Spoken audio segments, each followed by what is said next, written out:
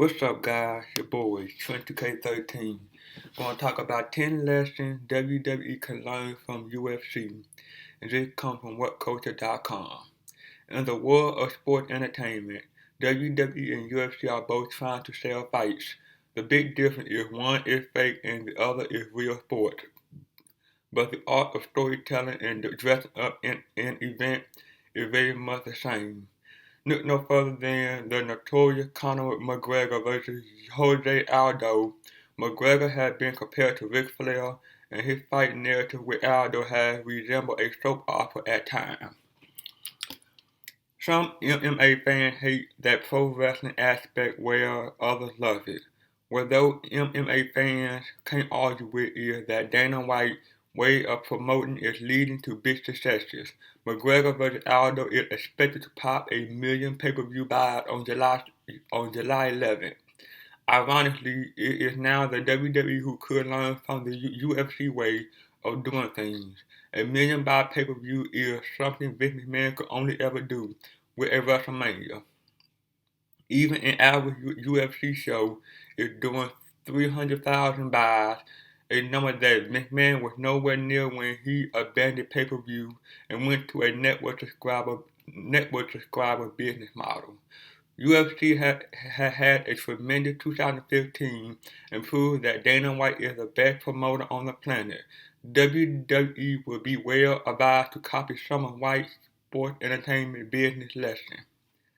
Number 10. Longer term marketing of events. WWE main events are often only established in the 3 weeks before a show. Compare that with UFC, where main event fights are announced 3 months in advance. That allows Dana White to build anticipation over a 12-week period. By the time the fight arrives, fans can't wait to see it. It is the same thing WWE do for WrestleMania, announcing the main event in January and building it for April. You can understand why WWE can't do that for every show. But why should WrestleMania be the only event that gets a proper build? Why not announce the main event of SummerSlam in June as a way of creating a can't wait for mentality in the fans? The benefits of build-up are evident to see in the UFC. McGregor fight had its promotional world tour in March, a full 3 months before the actual event. Ronda Rousey August fight with Bay Korea had also had press conferences and media spot in a 3-month advance. Both those shows would do above 500,000 pay-per-view buys. Say for example Survivor Series. What would make the show feel bigger? Announcing Sting vs. The Authority in the week before. Or announcing it in September. Once the perception of bigger shows is established, network subscribers are more likely to feel engaged with staying signed up for unmissable shows. Give fans something to look forward to, rather than monthly views that come and go. Number 9. Big brand sponsorship. UFC are far more active in going after big business, most recently announcing an exclusive branding deal with Reebok. While that hadn't gone down too well with the fighters who could previously display their own sponsors in the cage, it does mean that UFC overall image is associated with a major brand. Ironically, as part of the fallout from that Reebok deal, the Top Out brand ended up inking a deal with WWE. That says it all. WWE is getting the cash off from UFC. Tap Out MMA sports brand hasn't been cool in many years. You have to ask why the WWE hasn't shaped bigger sports sponsors. You also have to query why they haven't allowed advertisers to display logos on wrestlers' gear or branding on the ring canvas. It's a missed money-making opportunity. By having sponsors in the same way UFC has sponsors display at shows, WWE could open up several new lines of lucrative revenue. Number 8. Robust drug testing policy. Following the drug test failure of top draw stars Anderson Silva, UFC teamed up with the U.S. Anti-Doping Agency to introduce the most rigorous drug testing policy in sports entertainment history. A first-time failure is right away a 1-year ban. The testing is going to be heavily increased and administered independently away from the UFC. It is a statement from white company that clean is the only way to be. A year ban isn't worth it for the fighters. The WWE, in contrast, hasn't had a drug failure in years. Is that because the company is clean or because the testing isn't rigorous? You shouldn't believe the roster had been clean for 2 years. I wouldn't even believe 2 weeks. WWE industry expert Dave Meltzer said on an October 2014 Wrestling Observer radio show, the truth of it is that many drugs can be administered at 11 p.m. at night and out of the system by 6 a.m. the next morning. The drug users are often one step ahead of the drug tester. By bringing in such a hard-line new policy, UFC are showing the way forward. Imagine if WWE wrestlers thought they'd be banned for a year. They wouldn't dare even think about drug use. Number 7. Female athletes. The WWE had plenty of female entertainers, but that's all they really are. The mentality is still what it was 20 years ago, to put the girls out there as a sideshow to the main action. Compare that to the UFC, where arguably their biggest star in the company is a female performer. But even beyond Ronda Rousey, fighters like Miesha Tate are draws for the brand. Then you got the brilliant Joanna Jędrzejczyk, who is perhaps the most excitingly ruthless fighter in the entire company based on performance in 2015. Thankfully, Dave Meltzer reported that Triple H and Stephanie McMahon are looking at Ronda Rousey and wanting to replicate that in the WWE.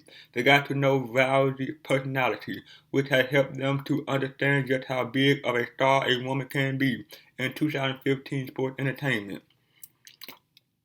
Her pay-per-view numbers are in the 500,000 range, which is something most WWE shows outside of WrestleMania never achieved. Done correctly, someone like Charlotte could well headline WWE shows in the future. She could be WWE version of Rousey. She got the look and athleticism that is needed to present a new kind of women's wrestling as an athlete and a role model. She do wonders for the WWE brand. Number 6. Making Tough Enough more like The Ultimate Fighter. The Ultimate Fighter TV ratings are hardly that hot these days, while WWE new Tough Enough show debuted with a similar audience size. However, one big difference between the two reality shows is that Tough is The Ultimate Fighter is way more credible. It is also just plain better, getting the fighters over and even enhancing the reputation of the coaches. It also plays into the overall UFC business performance. For example, just look at the Ultimate Fighting series with Rousey and Tate as coaches. It greatly enhanced their feud and was prime advertising for their massive pay-per-view match. WWE missed a trick by not using Tough Enough as such a vehicle. Why not have competing coaches like the Ultimate Fighting does? They could have had, say, Dean Ambrose training one set of guys and Sheamus training another set.